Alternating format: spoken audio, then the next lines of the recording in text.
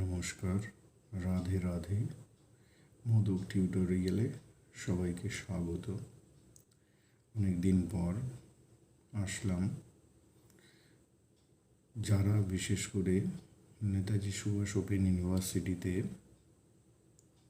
পড়াশোনা করছেন তাদের জন্য নেতাজি সুভাষ ওপেন ইউনিভার্সিটি গত 31/3/2022 তারিখে একটা নোটিশ পাবলিশ করল কি learners are hereby informed that filling of examination form of online BDP term end examination December 2021 and June 2022 and under graduate degree program under CBCS term end examinations December 2021 semester 1 and June 2022 semester 2 will begin tentatively in the third week of April 2022.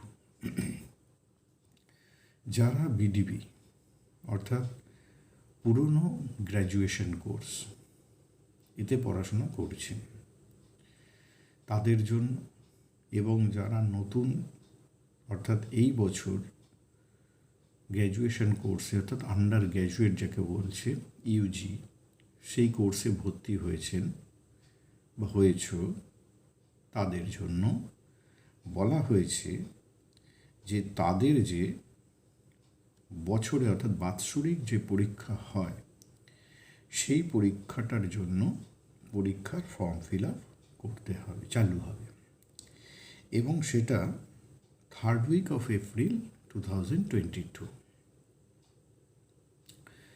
এখন কথা হলো, যারা BDP তারা যারা 2020 সালের, তাহলে তারা first year online পরীক্ষা দিল, সেকেন্ড ইয়ার অনলাইন পরীক্ষা দিল, আবার থার্ড ইয়ারও অনলাইন পরীক্ষা দেবে। প্রথম কথা হচ্ছে যে অনেকের মুখে শোনা যায় বা বলতে শোনা যাচ্ছে যে যারা বলে আপনারা আন্দোলন করুন ওপেন, যে আমাদের পরীক্ষাটা যেন অনলাইন হয়।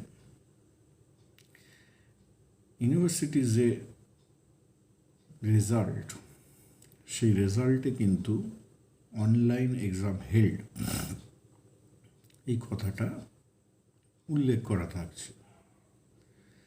আপনারা যারা এই নেতাজি সুভাষ ওপেন ইউনিভার্সিটি থেকে পড়াশোনা করলেন, 3 বছর পড়াশোনা করলেন, তাহলে তাদের ক্ষেত্রে এই মার্কশিটটার কি গ্রহণযোগ্যতা? যেখানে 2022 সালে মাধ্যমিক পরীক্ষার্থী যারা আপনাদের থেকে বয়সে অনেক ছোট তারা অফলাইন পরীক্ষা দিল, যারা উচ্চ মাধ্যমিক পরীক্ষার্থী তারা তাদের হোম সেন্টারে অফলাইন পরীক্ষা দিচ্ছে। তো আপনাদের এখানে পরীক্ষা দিতে কি অসুবিধা ছিল? অনলাইন এক্সাম আমরা যেটা পুরনো অ্যাসাইনমেন্ট করতাম, এই যে অ্যাসাইনমেন্ট আর ওপেন বুক এক্সাম, এই দুটোর মধ্যে কোনো তফাৎ কিছু ছিল না। তো অনলাইন এই যে এক্সামটা, এটাও তো সেই একই জিনিস, ওপেন বুক এক্সাম। আমরা প্রথমত ওপেন ইউনিভার্সিটিতে পড়াশোনা করছি।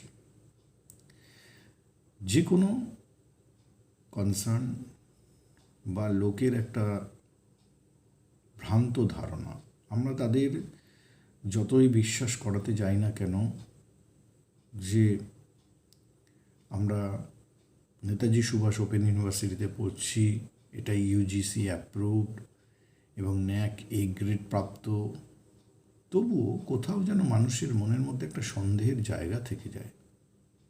কীরকম? ও, ওপেন ইউনিভার্সিটি তো অনেক প্রাইভেট কনসার্ন আছে যারা চাকরির ক্ষেত্রে এগুলোর মূল্য দিতে চায় না। আমার যে ভিডিওটা করার মূল বক্তব্য সেটা হলো যারা ইউজি ক্যান্ডিডেট আছে, যারা এবছর প্রথম পরীক্ষা দেবে, তাদের যে প্রথম সেমিস্টার 1 এবং সেমিস্টার 2, সেমিস্টার 1 পরীক্ষা হলো না, তাহলে বছরে বাৎসরিক একটা পরীক্ষা হবে। অনলাইন অ্যাসাইনমেন্ট ছিল, এই অ্যাসাইনমেন্টটা অবধি ঠিক ছিল, কারণ অ্যাসাইনমেন্ট আমরা বললাম যে ওপেন বুক এক্সাম আর অ্যাসাইনমেন্ট এই দুটোর মধ্যে তফাৎ কিছু ছিল না। কিন্তু যেহেতু এই নেতাজি সুভাষ ওপেন ইউনিভার্সিটির যে টার্ম অ্যান্ড এক্সাম, সেই এক্সামের এখনও অনেক সময় দেরি ছিল, অর্থাৎ জুন মাসে যদি সেশন হয়, জুলাই আগস্ট অর্থাৎ পরীক্ষার সময়, তাহলে সেই পরীক্ষাটা অফলাইনে নেওয়ার কোনো অসুবিধা ছিল না। আমরা সবাই জানি ইউনিভার্সিটি যে প্রত্যেকটা পেপার, সেই পেপারগুলো পরীক্ষার ফর্ম ফিল আপ করাচ্ছে যখন, তখন তারা আমাদের কাছ থেকে ফিজ কালেকশন করে, এক্সাম ফিজ। যেমন থিওরি পেপার যেগুলো 50 মার্কসের আছে 55 টাকা পার পেপার, তার অ্যাসাইনমেন্ট ফিজ আছে 20 টাকা per paper, online exam processing fee আছে 100 টাকা করে। আবার যেগুলো 100 নম্বরের পেপার, সেখানে 75 টাকা পার পেপার এক্সাম, অ্যাসাইনমেন্ট 30 টাকা, অনলাইন এক্সাম প্রসেসিং ফিজ 100 টাকা। তা যখন অনলাইন এক্সাম হচ্ছে তখন তো তাহলে এতগুলো টাকা নেওয়ার যুক্তি নেই। পরীক্ষাটা অফলাইন নিতে অসুবিধা কোথায়? আপনারা যারা বিডিপি প্রথম 2 বছর অনলাইনে পরীক্ষা দিলেন, তারা অন্তত এটা দাবি করতে পারতেন যে আমরা এই বছরটা অন্তত, অর্থাৎ লাস্ট ইয়ারটা যেন অনলাইন এক্সাম না দিয়ে অফলাইন এক্সাম দিতে পারি, তাহলেও আমাদের মার্কশিটে যেন অনলাইন এক্সাম হেলটা না লেখা থাকে। আমার মূল বক্তব্য এটাই যে যারা এত কাজের মধ্যে থেকে, বিশেষত যারা আমরা ওপেন ইউনিভার্সিটিতে পড়াশোনা করতে আসি, তাদের ক্ষেত্রে যে আমরা অনেক কাজের মধ্যে থেকে কষ্ট করে পড়াশোনা করি জাস্ট একটু ডিগ্রি বাড়ানোর জন্য বা কারোর কাজের কোনো প্রমোশনের জন্য, এই অনলাইন এক্সাম হেল্ড, এই অনলাইন এক্সামের যুক্তিযুক্ততা কোথায়, কতটা, এটা বলা খুবই মুশকিল। যেখানে আমরা দেখছি কল্যাণ ইউনিভার্সিটি, তাদের যে 6 সেম পরীক্ষা হবে, সেখানেও তারা একটা নোটিশ পাবলিশ করেছে অফলাইন পরীক্ষার জন্য।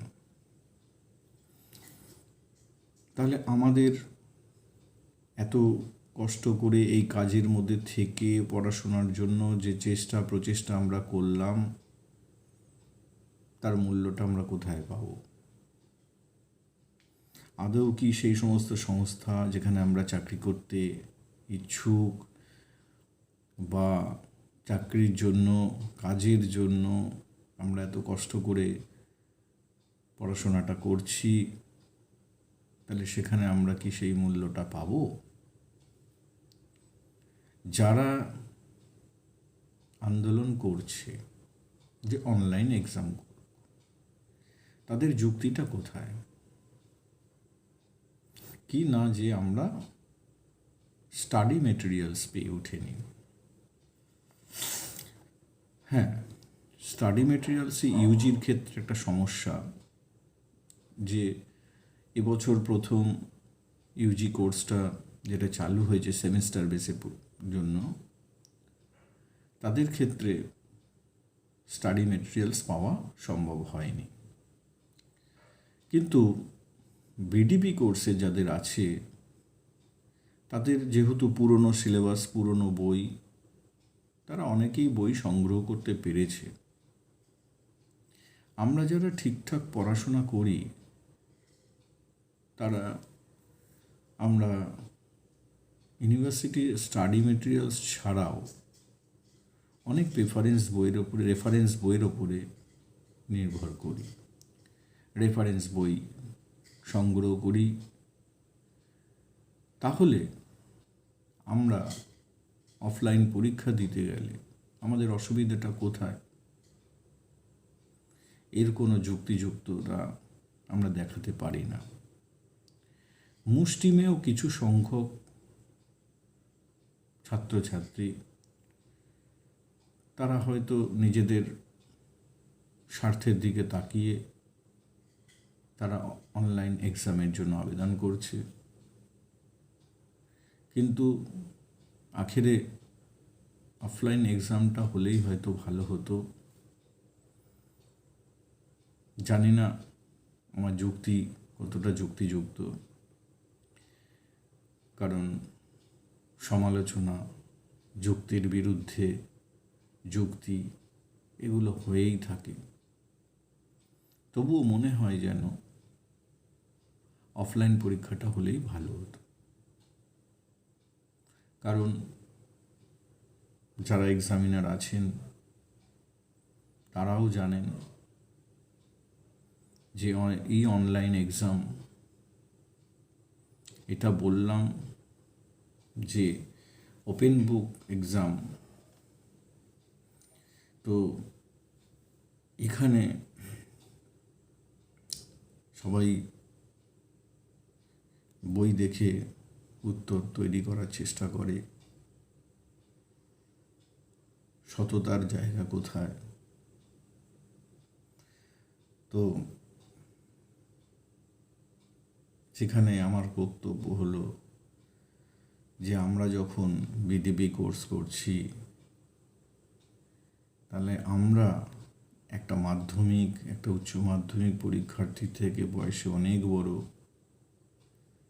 তারা যদি অনলাইন এক্সাম না দিয়ে অফলাইনে গিয়ে এক্সাম দিতে পারে, তাহলে আমাদের কাছে অসুবিধাটা কোথায়? আমরা কাজের মধ্যে থাকি, কাজ করি, এই সমস্ত যুক্তি এগুলো মানায় না। বিশেষত আমরা যারা একটু প্রয়োজন বোধে এই ওপেন ইউনিভার্সিটিতে ভর্তি হয়েছি, একটা সার্টিফিকেট, একটা ডিগ্রি সংগ্রহ করবার জন্য, তাদের ক্ষেত্রে এটা গুরুত্বপূর্ণ। কারণ ইউনিভার্সিটির যে এক্সামগুলো হয়েছে সেখানে যে প্রোগ্রেস রিপোর্ট বা মার্কশিট, সেই মার্কশিটের মধ্যে অনলাইন এক্সাম হেল্ড এগুলো উল্লেখ করা রয়েছে। তাই আমার মতে বলে, যেখানে কল্যাণ ইউনিভার্সিটি তারাও যখন অফলাইন এক্সাম নিতে প্রস্তুত, 6 সেম পরীক্ষা, বা যেখানে আমরা দেখছি মাধ্যমিক বা উচ্চ মাধ্যমিক হোম সেন্টার হলেও অফলাইন পরীক্ষা দিচ্ছে, তাহলে আমাদেরও যেহেতু টার্ম এন্ড এক্সাম অনেক সময় আছে আমাদের হাতে, তাই এটা অফলাইন হলেই মনে হয় ভালো হতো। যারা ইউজি ক্যান্ডিডেট আছে তাদের হয়তো প্রথম এবং তাদের বইয়ের সমস্যাটা অনেকটা গভীর, সেক্ষেত্রে তাদের অনলাইন এক্সাম হতো, এটা যুক্তিযুক্ত ছিল, কারণ পরবর্তী বছর থেকে হয়তো সব কিছু স্বাভাবিক হয়ে যেত। যাই হোক, এইটুকু বলার জন্যই ভিডিওটা করলাম। যদি ভালো মনে হয় ভিডিওটা দেখবেন এবং চেষ্টা করুন ইউনিভার্সিটির কাছে অ্যাপিল করতে। যারা বিশেষত ফার্স্ট ইয়ার, সেকেন্ড ইয়ার, যারা সেকেন্ড ইয়ার আছে বিশেষত বিডিপি, তাদের ক্ষেত্রে আর একটা বছর হাতে সময় পাওয়া যাবে। যারা ইউজি তারা 2 বছর হাতে সময় পাবে, কিন্তু যারা থার্ড ইয়ার তাদের কাছে কিন্তু 3টে বছরই অনলাইন এক্সাম হয়ে গেল।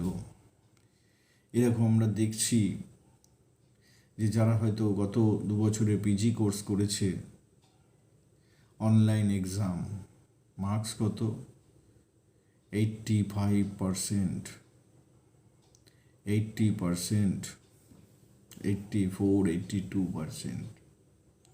এই পরীক্ষাটা যদি অফলাইন এক্সাম হতো তাহলে কি এই মার্কসগুলো ক্যারি হতো?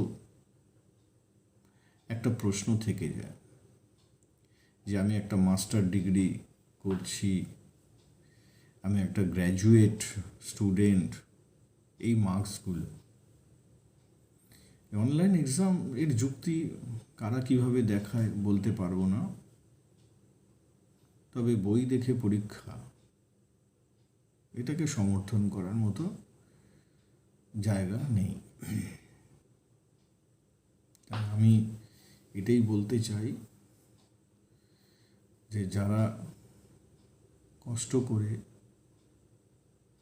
যেটুকু পয়সা হোক খরচা করে একটা গ্র্যাজুয়েট ডিগ্রি করবার জন্য, একটা গ্র্যাজুয়েট সার্টিফিকেট পাওয়ার জন্য 3টে বছর ধরে পড়াশোনা করছি, তাদের ক্ষেত্রে পরীক্ষাটা আর অনলাইনে না হয় অফলাইন হলেই মনে হয় ভালো হতো। জানি না আমার এইটুকু চিন্তাধারা কজনের কাছে গ্রহণযোগ্য বা কে কীভাবে গ্রহণ করবে, তবুও ভুল ত্রুটি থাকলে ক্ষমা করবেন। আর যদি আমার বক্তব্যগুলো ভালো লাগে তাহলে সমর্থন করবেন এবং আপনারা ইউনিভার্সিটির কাছে এই মেসেজটাই পৌঁছানোর চেষ্টা করুন যে যাতে অন্তত লাস্ট ইয়ার পরীক্ষাটা, এক্সামটা আমরা যেন অফলাইনে দিতে পারি।